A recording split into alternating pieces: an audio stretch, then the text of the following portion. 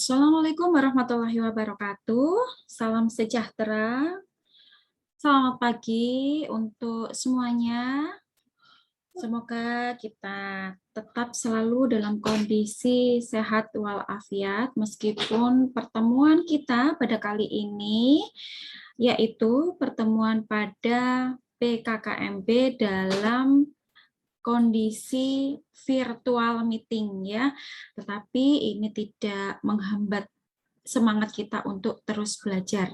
Baiklah, saya Ibu Eka Wilda Faida pada pagi hari ini akan menyampaikan materi yakni tentang pengenalan organisasi profesi dan peluang kerja untuk lulusan dari rekam medis dan informasi kesehatan. Izinkan saya untuk share screen terlebih dahulu. Baik, oke. Untuk agenda yang pertama pada hari ini kita akan membahas tentang yang pertama adalah konsep organisasi profesi, kemudian yang kedua adalah tentang sejarah organisasi profesi RMIK dunia, kemudian yang ketiga adalah sejarah organisasi profesi RMIK di Indonesia, kemudian yang keempat adalah peluang RMIK, dan yang terakhir adalah penutup. Untuk agenda yang pertama, yakni tentang konsep organisasi profesi. Perlu kita ketahui terlebih dahulu bahwa apa yang dimaksud dengan organisasi. Ya, jadi organisasi adalah tempat atau wadah bagi orang-orang untuk berkumpul, kemudian untuk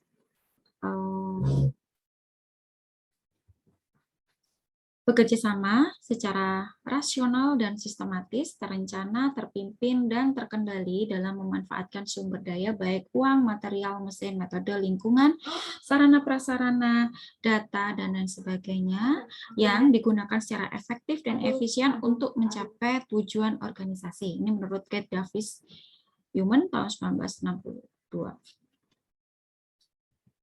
Kemudian untuk profesi itu sendiri adalah dari bahasa Inggris yang disebut sebagai profession atau dari bahasa Latin yaitu professius, di mana kedua term tersebut memiliki arti yang sama, yaitu mampu atau ahli di bidang tertentu. Sehingga pengertian profesi adalah suatu pekerjaan yang membutuhkan keahlian tertentu yang didapat dari pendidikan tinggi, di mana umumnya mencakup pekerjaan mental yang didukung dengan kepribadian dan sikap profesional. Jadi artinya ketika adik-adik mahasiswa yang saat ini sedang akan duduk di bangku perguruan tinggi, ketika nanti akan lulus bisa menyandang sebagai gelar profesi perekam medis dan informasi kesehatan. Namun tentunya adalah melalui perjuangan yang tentunya itu tidak mudah, dan itu harus dimulai dari sekarang untuk memotivasi diri untuk tetap belajar, kemudian bersungguh-sungguh ya mengikuti perkuliahan ya, kemudian setelah itu nanti akan ada di akhir perkuliahan, di semester akhir, setelah kalian nanti menyelesaikan tugas akhir, akan ada yang namanya uji kompetensi, di mana uji kompetensi ini diharapkan nilai itu bisa terstandarisasi. Artinya ketika kalian lulus, kemudian nanti akan mendapatkan sertifikat yang dinyatakan bahwa kalian ini layak untuk menyandang gelar profesi PMIK melalui SDR. Nah, seperti itu ya. Kemudian organisasi profesi itu sendiri adalah merupakan organisasi yang anggotanya adalah para praktisi yang menetapkan diri mereka sebagai profesi dan bergabung bersama untuk melaksanakan fungsi-fungsi sosial yang tidak dapat mereka laksanakan dalam kapasitas mereka sebagai individu. Artinya profesi ini adalah akan mereka bekerja di suatu organisasi begitu, dan kemudian nanti akan dinaungi oleh yang namanya suatu organisasi profesi, di mana tujuannya adalah bukan untuk tujuan pribadi, tetapi adalah yang tujuannya adalah dari masing-masing individu yang ada di dalam suatu organisasi profesi akan mempunyai suatu tujuan, visi yang sama untuk memajukan profesinya itu sendiri. Ya. Kemudian bagaimana dengan ciri organisasi profesi? Ciri organisasi profesi yang pertama adalah terdapat satu organisasi profesi yang anggotanya berasal dari satu profesi. Contohnya adalah kalau di rekam medis dan informasi kesehatan untuk profesi secara nasional di sini adalah organisasi Pormiki. Kemudian untuk internasional disebut sebagai organisasi IFHIMA. Nanti akan kita pelajari lebih lanjut.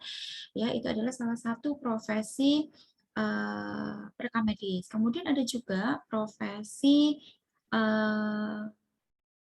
ID ya. Jadi untuk profesi dokter itu dinaungi oleh organisasi profesi ID namanya, yaitu Ikatan Dokter Indonesia. Kemudian ada juga untuk profesi tenaga kesehatan yang lain seperti salah satu contohnya adalah PPNI.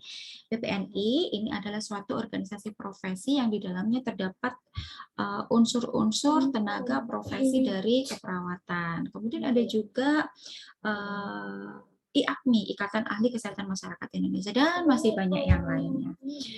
Kemudian, ciri-ciri organisasi profesi yang kedua adalah untuk merumuskan kode etik dan kompetensi profesi serta memperjuangkan otonomi profesi. Itu tadi sudah saya sampaikan bahwa organisasi profesi adalah bertujuan untuk memajukan, mengembangkan, dan mencapai suatu tujuan dari organisasi profesi itu sendiri. Kemudian yang ketiga adalah menetapkan serta merumuskan standar pelayanan profesi, standar pendidikan, dan pelatihan profesi, serta menetapkan kebijakan profesi.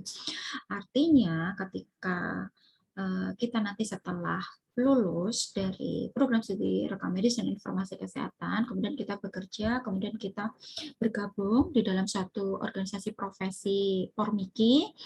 Nah, di situ kita tidak hanya sekedar bekerja di suatu lembaga, di rumah sakit yang pekerjaannya adalah bersifat rutinitas, tetapi ketika kita sudah bergabung di asosiasi profesi, maka kita harus terlibat di dalam mengembangkan tujuan profesi kita. Salah satu contohnya adalah dengan cara merumuskan standar pelayanan profesi. Jadi pelayanan profesi itu tidak hanya stagnan untuk tahun-tahun ke depan, 5 tahun, 10 tahun ke depan itu akan selalu ada perubahan. Sehingga tugas kita untuk mengupdate ya, terutama pada kondisi saat ini kemajuan ilmu pengetahuan dan teknologi itu sangat pesat sekali, sehingga kita dituntut untuk bisa mengembangkan standar pelayanan profesi kita, kemudian juga standar pendidikan dan pelatihan profesi, sehingga organisasi profesi ini seringkali mengadakan semacam pelatihan, workshop, seminar, dan sebagainya, dan itu adalah tujuannya adalah untuk mengembangkan dan memajukan profesinya. Kemudian juga menetapkan kebijakan profesi. Jadi kebijakan itu yang sudah dibuat pada beberapa puluh tahun silam itu pasti sifatnya juga akan ada up to date ya. Jadi akan ada kebijakan-kebijakan baru sesuai dengan tuntutan zaman dan perkembangan teknologi. Kemudian apa sih manfaat dari organisasi profesi itu sendiri? Yang pertama adalah mengembangkan dan memajukan profesi. Kemudian menertibkan dan memperluas ruang gerak profesi, kemudian menghimpun dan menyatukan pendapat dari anggota profesi, kemudian memberikan kesempatan pada semua anggota untuk berkarya dan berperan aktif dalam mengembangkan dan memajukan profesi. Oke, baik. Untuk agenda yang kedua, kita masuk tentang materi sejarah organisasi profesi RMIK di dunia. Telah kita ketahui bahwa apa sih yang dimaksud dengan profesi, apa yang dimaksud dengan organisasi, gitu ya. Kemudian kita juga harus tahu dong, apakah profesi RMIK ini juga dinaungi oleh lembaga dunia. Oh iya dong, tentu. Nah, lembaga dunia apa yang menaungi profesi perekam medis dan informasi kesehatan? Nah, perlu kita ketahui nih, ada International Federation Health Information Management Association, atau ini disebut sebagai IFHIMA. Jadi IFHIMA inilah yang menaungi profesi perekam medis dan informasi kesehatan yang dulunya disebut sebagai IFRO, Health Federation of Health Record Organization. Nah, kemudian Apa sih yang dimaksud dengan IFHIMA ini? Jadi IFHIMA ini adalah organisasi nirlaba atau organisasi volunteer atau organisasi sukarela yang berafiliasi dengan WHO sebagai organisasi non pemerintah, ya, yang memiliki kemitraan dengan International Medical Informatics Association yang menyediakan peluang bagi para profesional yang tertarik untuk berbagi informasi melalui bulletin dan partisipasi dalam pertemuan yang didedikasikan untuk informatika kesehatan, ya. Kemudian tidak hanya itu, kemudian proyek-proyek yang berhubungan dengan pencatatan rekam medis, pencatatan kesehatan dari berbagai belahan negara di dunia ini, yang dimana proyek-proyek itu juga yang merupakan perhatian khusus WHO di bidang rekam medis dan informasi kesehatan. Kemudian untuk sejarahnya sendiri, IFHIMA dan IFRO ini adalah bahwa IFHIMA ini lahir pada tanggal 15 sampai dengan 19 November 2010 di Milan, Italia. Yang sebelumnya sebenarnya sudah didirikan terlebih dahulu, yaitu Asosiasi Profesi Dunia yang disebut sebagai IFRO yang lahir pada tanggal 29 Mei 1968 di Sweden. Ya, jadi ini sama-sama memiliki tujuan untuk memajukan profesi rekam medis dan informasi kesehatan. Kemudian untuk Presiden IFHIMA atau IFRO ini pertama kali adalah dari USA pada tahun 1984 sampai dengan 1988 oleh Carol A. Lewis. Kemudian sampai saat ini 2019 hingga 2022 diketuai oleh Lauren Fernandez dari Montana. Kemudian tujuannya sendiri adalah untuk apa? Tujuannya sendiri adalah untuk mempromosikan, mengembangkan program-program rekam medis dan informasi kesehatan di semua negara. Kemudian memajukan pengembangan dan penggunaan catatan kesehatan internasional atau standar informasi manajemen. Kemudian yang ketiga adalah untuk menyediakan pertukaran informasi melalui catatan kesehatan atau informasi persyaratan manajemen pendidikan dan program pelatihan. Yang keempat, memberikan kesempatan untuk pendidikan dan komunikasi antara orang yang bekerja di bidang catatan kesehatan atau manajemen informasi di semua negara. Kemudian juga mempromosikan penggunaan teknologi dan catatan kesehatan elektronik. Kemudian untuk kegiatan IFHIMA sendiri bagaimana? Wah, banyak sekali ini, apalagi yang terkait dengan rekam medis dan informasi kesehatan di seluruh belahan negara di dunia ini, ya. Yaitu salah satunya dilakukanlah setiap 3 tahun kongres, ya, kongres atau science meeting atau seminar begitu yang tarafnya adalah di level internasional, yang tujuannya adalah untuk mengakomodir apa yang menjadi kasus-kasus selama ini yang menjadi perkembangan-perkembangan yang berkaitan dengan pencatatan kesehatan atau rekam medis dan informasi kesehatan. Kemudian mereka juga memiliki newsletter atau jurnal yang diterbitkan setiap tahun, ya. Kemudian mereka juga punya website yang dapat memberikan informasi yang menarik dan informatif bagi negara-negara yang mereka mempunyai tujuan untuk pengembangan rekam medis dan informasi kesehatan. Kemudian juga untuk program pendidikan dan konsultasi juga mengadakan pelatihan, kemudian juga mengadakan proyek-proyek, ya. Kemudian ada komite internasional yang fokusnya adalah pada pencatatan kesehatan atau manajemen informasi kesehatan. Nah, coba nanti kalian sudah ada waktu kosong bisa coba cek, ya. Kalian bisa masuk pada website resmi IFHIMA. Di sini ada misi, visi, value, terus kemudian menu-menunya itu apa, ya.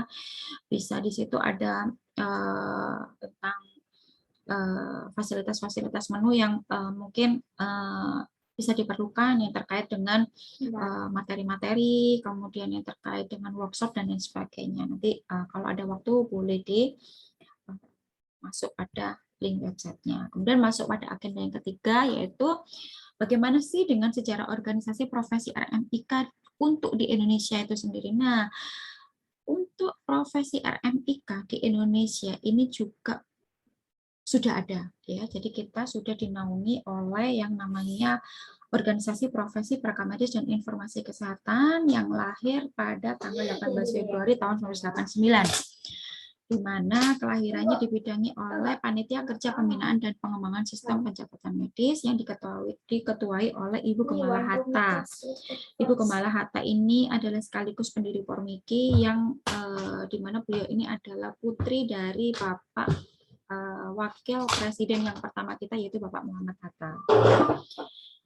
Nah, kemudian bagaimana dong dasar hukum untuk organisasi Pormiki di Indonesia gitu ya. Jadi untuk organisasi rekam medis di dunia ini kita juga sudah ada, organisasi rekam medis di Indonesia juga sudah ada. Kemudian untuk dasar hukum organisasi profesi di Indonesia juga sudah ada, dinaungi oleh Kepmenkes nomor 983 tahun 1992. Kemudian juga dinaungi oleh Permenkes RI nomor 269 tahun 2008. Kemudian juga dinaungi oleh Peraturan Menteri Kesehatan tahun 1978. Kemudian bagaimana dengan struktur organisasinya? Oke, untuk struktur organisasi untuk pertama kali dipimpin oleh Ibu Gembala Hatta pada tahun 1989 hingga 1992. Kemudian untuk yang saat ini 2018 hingga 2021 oleh Bapak Teddy Hidayat, ya nanti akan mungkin pada akhir tahun akan ada pergantian Ketua Umum Pormiki ya. Mudah-mudahan kalian nanti juga bisa terlibat dan berkontribusi memiliki manfaat besar di keanggotaan profesi ini ketika nanti kami sudah lulus ya. Nah, kemudian untuk sekretariat Pormiki itu sendiri ada di Jakarta. Nanti kalian bisa cek websitenya di pormiki.org.id. Kemudian bagaimana dengan program kerja Pormiki? Program kerja Pormiki ini adalah hampir sama dengan program kerja profesi rekam medis di internasional. Ya, jadi kalau untuk level nasionalnya di sini ya berkaitan dengan seminar-seminar ya, pelatihan-pelatihan ya.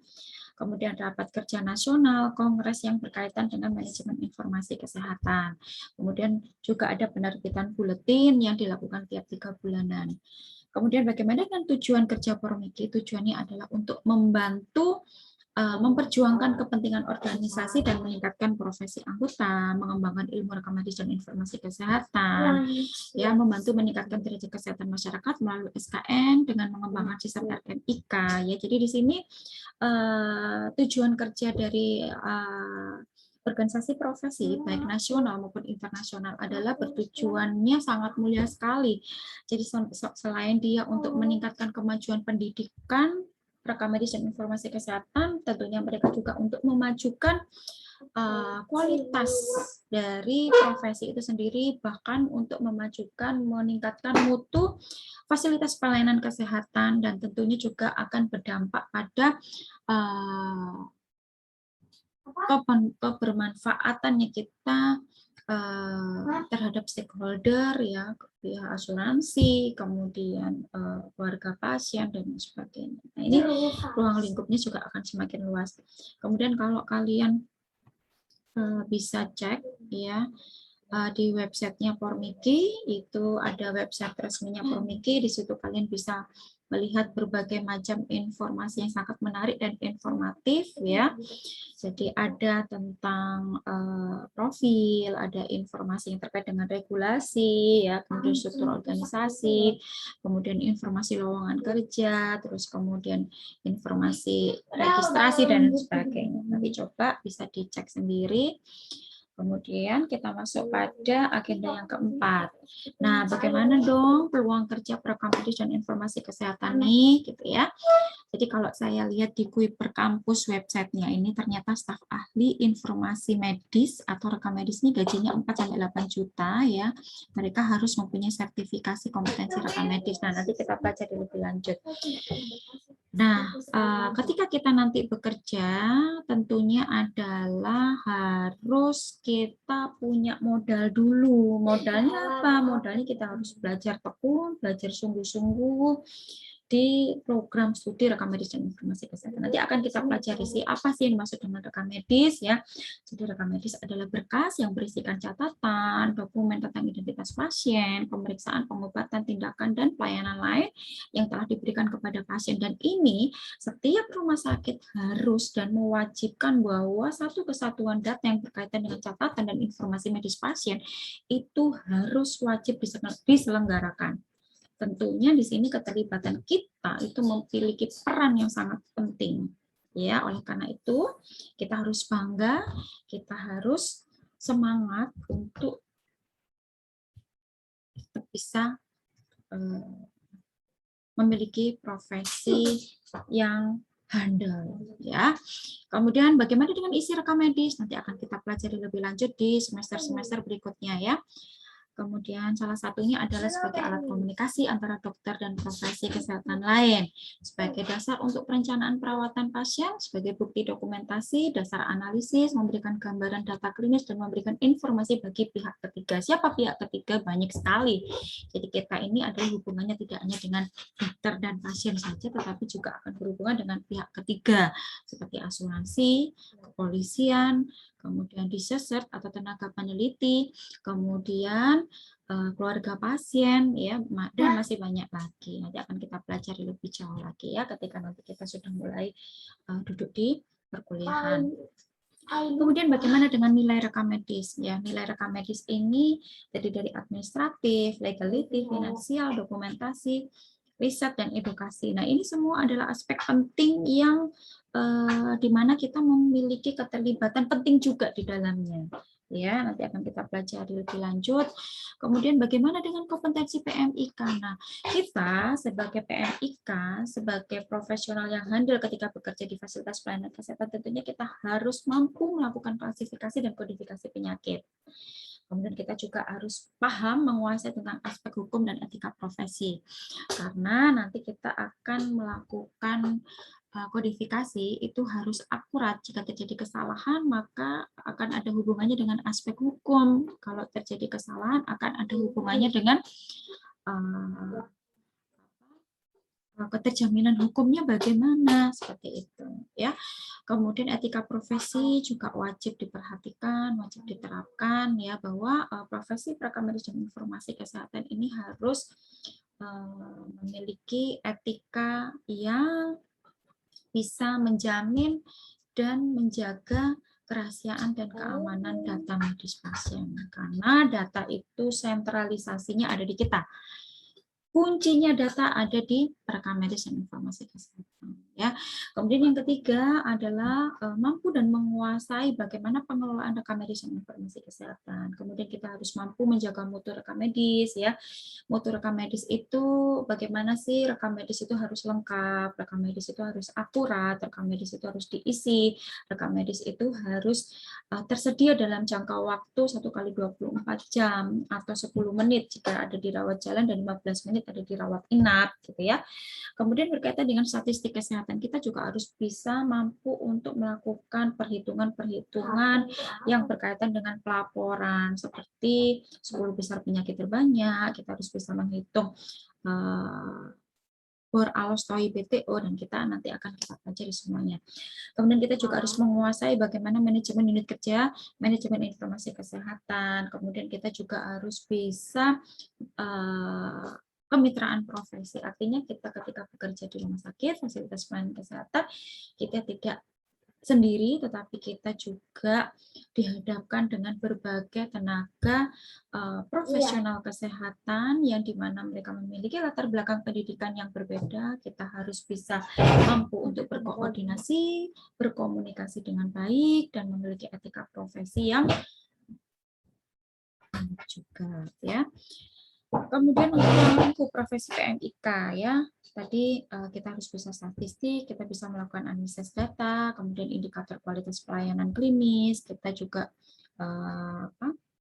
harus mengerti tentang sistem informasi kesehatan, teknologi informasi, sistem informasi, kemudian electronic record, electronic medical report, ya, manajemen kualitas dan keamanan data, kodifikasi penyakit dan tindakan medis, ini semua kita harus bisa memahami. Kemudian bagaimana dong kita profil lulusan kita sebagai PMIK, ya. Jadi ketika duduk di D3 rekam medis dan informasi kesehatan, nanti kita akan menjadi ahli madya ya, ahli madya perekam medis dan informasi kesehatan. Tugasnya apa? Kita bisa sebagai pelaksana atau praktisi di rumah sakit, puskesmas, klinik, BPJS, dinas kesehatan. Kemudian yang kedua, kita bisa sebagai pengelola, praktisi RMIK di Sariankes. Kemudian yang ketiga, bisa sebagai instruktur, sebagai mitra peneliti ya di dalam melakukan analisis sistem informasi rumah sakit. Ya, jadi kita berkolaborasi dengan semua tenaga profesi baik kesehatan maupun non kesehatan di fasilitas pelayanan kesehatan. Kemudian unit kerjanya di mana? Unit kerja kita tentunya di unit kerja rekam medik yang mereka akan berhubungan juga dengan unit rawat jalan, unit rawat inap, coding, indexing, filing, assembling, analisis, dan pelaporan. Kemudian kita juga perlu melakukan pencatatan data non-medik atau umum, kemudian kita juga nanti akan bisa berkolaborasi dengan unit informasi dan teknologi, kemudian kita juga bisa melakukan EDP, Electronic Data Processing, kemudian kita juga bisa di pelaporan, yaitu melakukan statistik, menghitung, dan melakukan manajemen data dan informasi, dan masih banyak sekali. Ya, kemudian bagaimana dong kira-kira nanti ketika kita lulus, apakah ada peluang kerja? Wah, peluang dan kebutuhannya saat ini sangat besar, ya. Jadi kebutuhan saat ini perekam medis di Indonesia itu rumah sakitnya lebih dari 20.000 orang. Jadi rumah sakit di Indonesia ini ada 2.650 kurang lebih ya. Dan lulusan di Indonesia hanya 8.000 yang lulusan perekam medis dan informasi kesehatan. Kemudian pemenuhan kebutuhan SDM perekam medis di rumah sakit, dinkes, puskesmas, klinik ini semakin meningkat.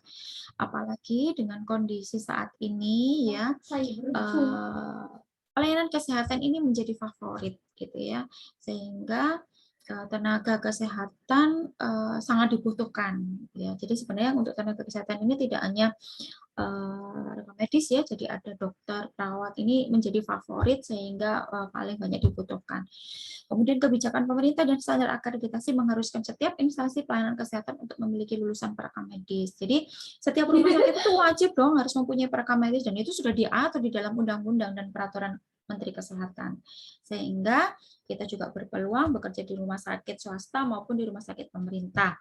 Kemudian kebutuhan operator untuk sistem klaim pembiayaan BPJS. Jadi kita nanti juga bisa bekerja di kantor BPJS, di Dinas Kesehatan, ya, di Kementerian Kesehatan. Boleh juga gitu ya. Kemudian pengelolaan data dan statistik rumah sakit, SP2TP, SIMPU, SIMRS, manajemen informasi kesehatan di Sariankes yang lain ya. Jadi untuk peluangnya tidak perlu khawatir karena saat ini sangat-sangat dibutuhkan ya, terutama dengan kondisi yang saat ini di mana masalah kesehatan itu menjadi hal yang paling penting dan menjadi trending topik untuk seluruh negara-negara di dunia ini. Ya, terutama di dalam gencaran vaksin, peningkatan taraf kesehatan yang harus semakin baik, kemudian pemeliharaan kesehatan yang semakin tinggi. Nah, itu menjadi tuntutan kita dan tentunya perekam medis terlibat di dalamnya, sehingga ini menjadi peluang besar untuk profesi perekam medis dan informasi kesehatan. Coba kita lihat pada peluang kerja di 3 rekam medis dan informasi kesehatan, baik di Dinas Kesehatan Provinsi sampai lembaga penelitian terkait. Ini kalau dihitung jumlah kebutuhan per tahunnya bisa 2.314 pada tahun 2011. Bayangkan, kalau kita sekarang di tahun 2019-2020 itu terdiri dari 2.650 rumah sakit, berarti masih banyak lagi kebutuhan-kebutuhan, belum untuk klinik ya, kemudian untuk puskesmas ya, dan rumah sakit yang kecil-kecil yang lain atau dokter praktek swasta ya, itu belum, mungkin masih belum masuk di dalam perhitungan ya. Kemudian bagaimana dengan sistem kerjanya rekam medis? Jadi sistem kerja rekam medis di sini mulai dari pendaftaran rawat jalan, unit rawat jalan, UGD, rawat inap ya. Terus kemudian kita melakukan assembling, coding, indexing, filing, kemudian reporting ya, kemudian pelaporan, pengambilan keputusan, kemudian berkaitan dengan finansial ya. Nah, ini semua melibatkan rekam medis. Ya, jadi unsur-unsur semua ini melibatkan rekam medis. Nanti akan kita pelajari lebih lanjut. Jadi tidak perlu pusing untuk saat ini. Kalian hanya mengenal dulu seberapa besar peluang kita sebagai profesi rekam medis ketika nanti kita sudah lulus, gitu ya. Nah, kemudian untuk rumah sakit atau lembaga atau fasilitas pelayanan kesehatan itu tidak hanya satu profesi saja, tetapi banyak profesi dalam satu organisasi. Jadi ada dokter ya, ada perawat, kemudian ahli sanitarian, ahli kesehatan lingkungan, ahli gizi, dan masih banyak lagi. Nah, nanti kita akan dihadapkan dengan berbagai profesi ketika kita sudah bekerja di rumah sakit atau di fasilitas pelayanan kesehatan. Kemudian kalian nanti bisa mencoba mengecek atau menelusuri bagaimana peluang PMIK selain sebagai nakes. Ya, mungkin ada pertanyaan, bagaimana dong Bu kalau setelah saya lulus dari prodi rekam medis dan informasi kesehatan, kalau misalkan saya akan mencoba untuk memasukkan lowongan kerja yang tidak ada hubungannya dengan rekam medis. Sebenarnya itu adalah hak otonomi kalian sendiri, sah-sah saja gitu ya. Tetapi saya sebagai akademisi menyarankan bahwa akan lebih baik ketika kalian duduk di bangku perkuliahan, kalian mendapatkan pendidikan, mendapatkan pengalaman, mendapatkan skill, mendapatkan keahlian di bidang rekam medis itu selama 6 semester 3 tahun itu adalah waktu yang sebenarnya bukan waktu yang singkat untuk kita belajar, untuk kita mendalami suatu ilmu begitu. Maka tentunya agar ilmu yang sudah kita dapatkan selama 6 semester itu tidak sia-sia, maka kita tetap harus linier ya pendidikan dengan pekerjaannya gitu. Jadi kalau bisa ya yang masih berhubungan dengan rekam medis. Kemudian harapan saya adalah ketika kalian sudah lulus, kemudian bekerja sebagai profesional rekam medis informasi kesehatan, kemudian kalian juga bisa melanjutkan untuk menempuh studi lanjut. Kemudian studi lanjut itu tidak boleh puas ya. Kemudian kalian untuk menempuh studi lanjut itu masih banyak harapan bisa ke D4, bisa ke S1, ke S2 sampai hingga ke jenjang S3. Ya, jadi apabila tertarik ya silakan untuk mendalami ilmu rekam medis informasi kesehatan untuk jenjang-jenjang pendidikan berikutnya ya, atau tetap berkarir di rumah sakit dengan profesionalitas yang tinggi ya. Nah, ini. Jadi gimana dong Bu, saya lulusan rekam medis yang masih diploma. Oke, tidak ada masalah. Jangan dibanding-bandingkan kita antara diploma dengan strata sarjana. Mereka memiliki karakteristik yang saling melengkapi.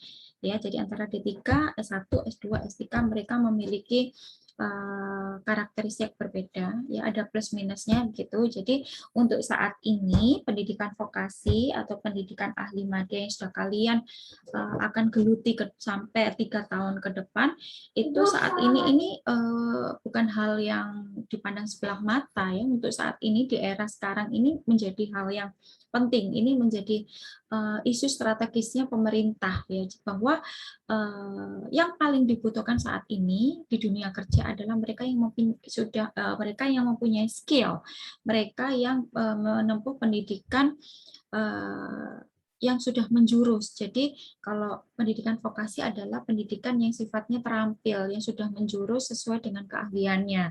Begitu ya.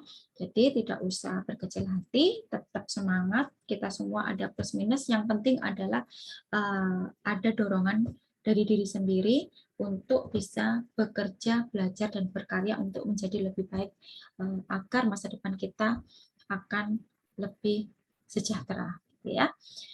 Nah, ini ada sedikit kata-kata bahwa pendidikan adalah senjata paling mematikan di dunia, karena dengan pendidikan Anda dapat mengubah dunia.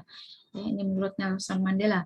Artinya, tempuhlah pendidikan ya. Jangan sia-siakan pendidikan yang sudah kalian tempuh, yang sudah diberikan oleh orang tua kalian gitu ya, karena laulal ilma lakanan nasu kal bahaim.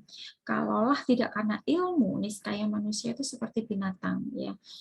Biqadri al quddi tasabu al ma'ali. Sebesar usaha yang dikeluarkan, sebesar itu pula kesuksesan yang didapat. Jadi jangan anggap apa yang sudah kalian tempuh pendidikan ini menjadi sia-sia.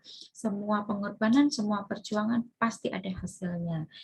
Never lose hope because it's the key to achieve all your dreams. Jangan pernah kehilangan harapan karena itu adalah kunci untuk meraih semua mimpimu. Baik, untuk pertemuan kita pada hari ini cukup sekian. Apabila nanti ada pertanyaan yang perlu disampaikan, silahkan. Semoga kita selalu dalam kondisi sehat dan semangat untuk belajar. Wabillahi taufiq wal hidayah. Wassalamualaikum warahmatullahi wabarakatuh.